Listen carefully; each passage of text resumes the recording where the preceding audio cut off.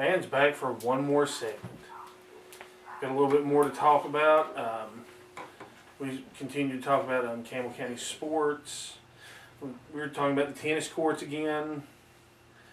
Still a shame that nobody stepped to the plate and tried to do anything with that. Volleyball Summer League is coming up. Yeah, we'll check a few of those out. Hopefully they'll do well. Volleyball's an important sport for Campbell County. It keeps us at least near the Title IX compliance, and it gives a lot of girls that might not play another sport a good chance to do something. You got a few things like that going. We're going to have our summer league stuff. Right. Little league baseball, a few other things. There's AAU basketball going on. A lot of AAU basketball going on right now. I've at times in my column referred to summer as the sports desert.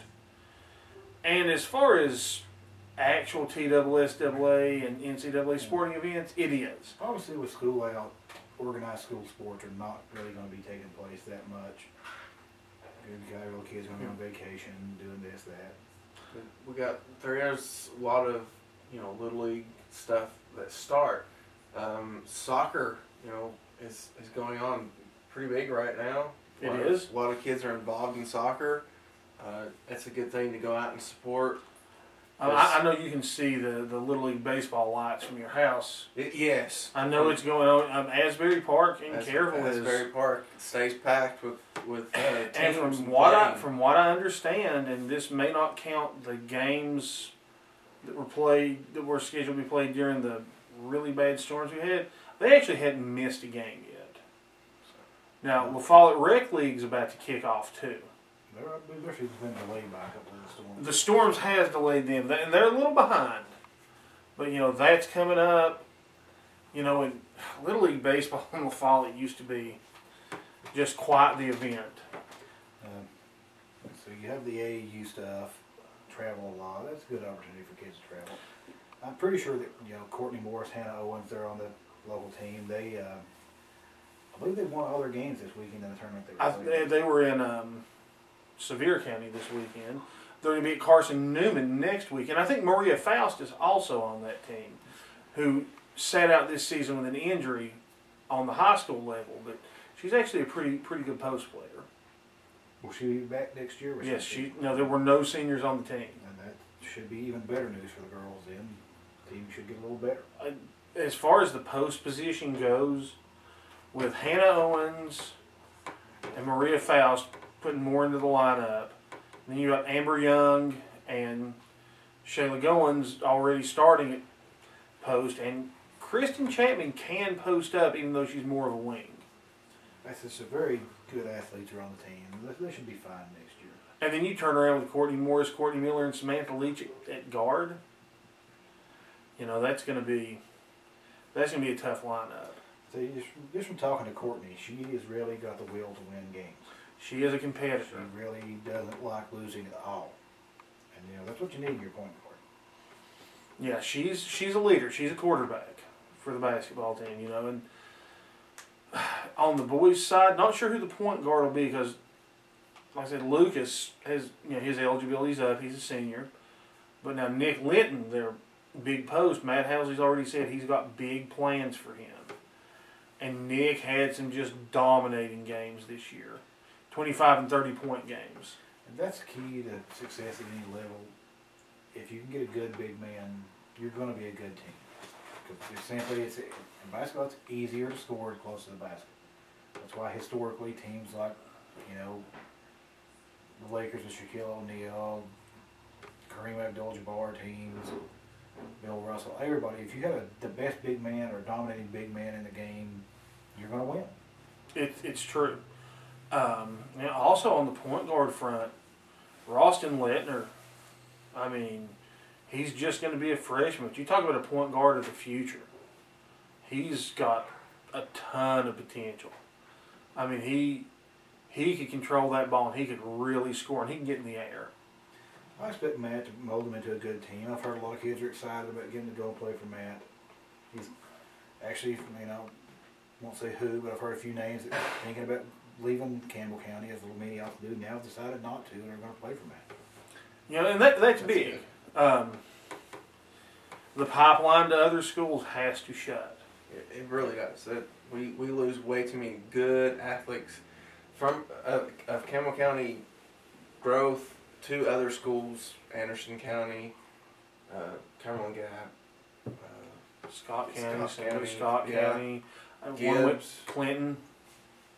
It just it needs to end because Well, I mean, Clinton, a school known for its great football program, and has a ton of great athletes. Because I especially watch them on the middle school level. You have too. I mean, you've coached. Right.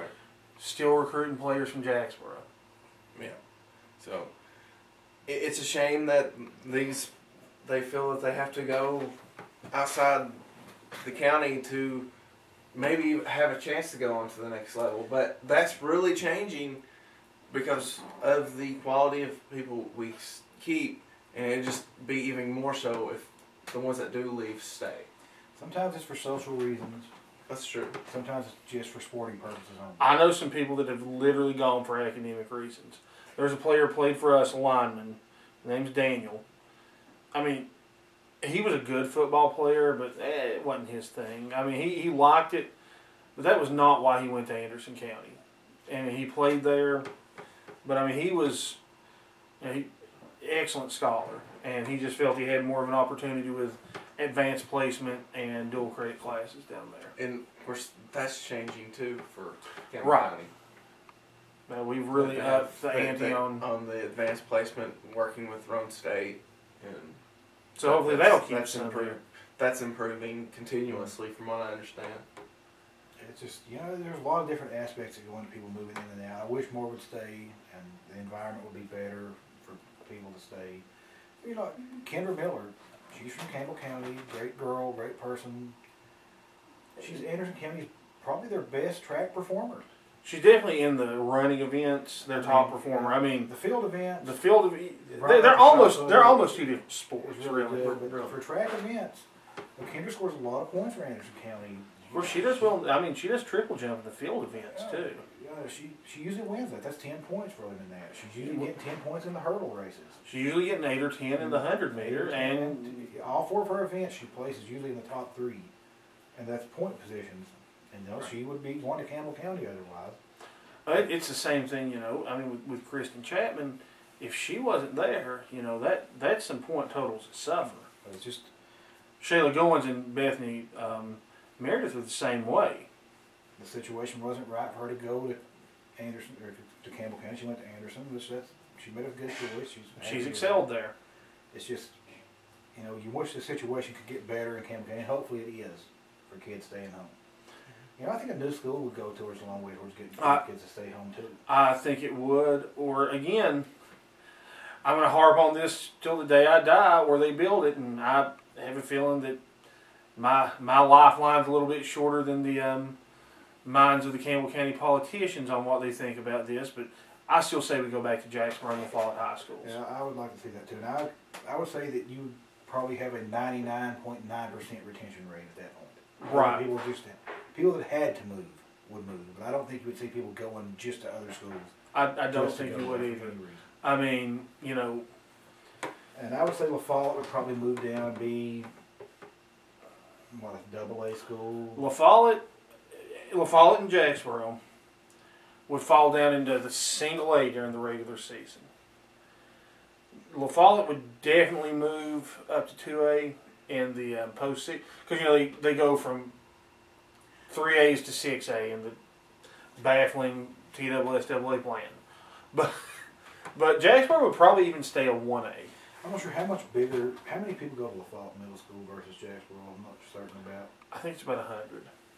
So, you do that and then you essentially have an extra class in high school. There are probably 125, 130 more kids at La Follette than Jacksboro probably. Right. Because it's Jacksboro and Carroll. But it's such a close line that La Follette probably would go over. And even then, I think both teams would compete better. And you wouldn't have to be competing against the big monster schools in Knoxville, Oak Ridge, Kingsport.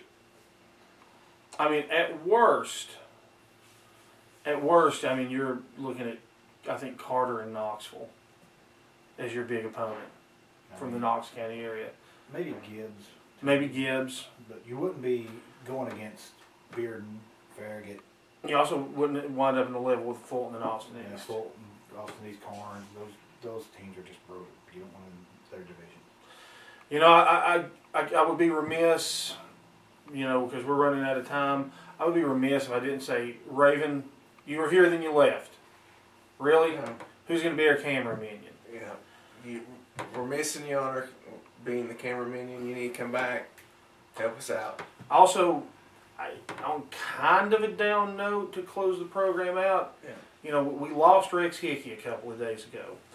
Rex, longtime coach at Jacksboro, Excellent teacher. longtime employee of writer for both the La Follette Press and then the Volunteer Times. I mean, it just, He's just a big figure in the county sports scene and in county life. he touched a lot of people. Rex, I mean, he and I'm getting ready to publish a writing about me and Rex about some of the stuff we went through together. I can't say enough that Rex Hickey left me better than he found me. That's, you know, and just about anybody that knew him would say that. You know, he started coaching at Jacksboro roughly the same time I did. We coached under Johnny Bruce, then we coached with Sean and Rodney, and, you know, Rex had to be the straight guy to me, Sean, and Rodney a lot of times, and That's a tough job. that's asking a lot of anybody. Trust me, that's a tough job. Luke has also had to play that role before, and you know, Rex fought hard. He did. Rex, He was a living miracle. he beat cancer twice. You know, he didn't stop fighting up till the end. I mean, it was just too much this time. You know, I learned a lot about the newspaper business from Rex. Rex and I learned a lot about football together. And again, I just can't say enough that, you know, Rex touched so many lives. We're talking about Courtney Morris. When I found out about Rex, you know, I talked to her earlier, she's like, let me know if anything happens. And, you know, she said something that just, she's like, when I was in 7th grade, Rex talked about you all the time, about the crazy stuff you all did on the football field together. I'm like, you know, you've heard some tremendous stories, and one of them's going to be published on the Volunteer Times tomorrow morning. But fans, you know, as you know, we wind down this segment. One more thing. I would like to wish a speedy recovery to Victor Jennings, too. The caretaker, That's the right. voice of the Cougars, had a cardiac incident and wrecked. He is in critical condition, but he has stabilized. You know, Victor, another one. Campbell County sports would not have been the same without Victor Jennings, and I really hope Victor pulls through on this one. But he was the voice of the Cougars through the glory years there, and you know that made a big impact on a lot of people. you know, and you know, Victor's still fighting. You know, for those of you out there that are the praying types, say a prayer for Victor. Say a prayer for Rex's family. We're going to wrap it up now, fans. We'll see you next week on Sports Chat. And hopefully we're going to have Rodney Ellison from Wartburg as our special guest.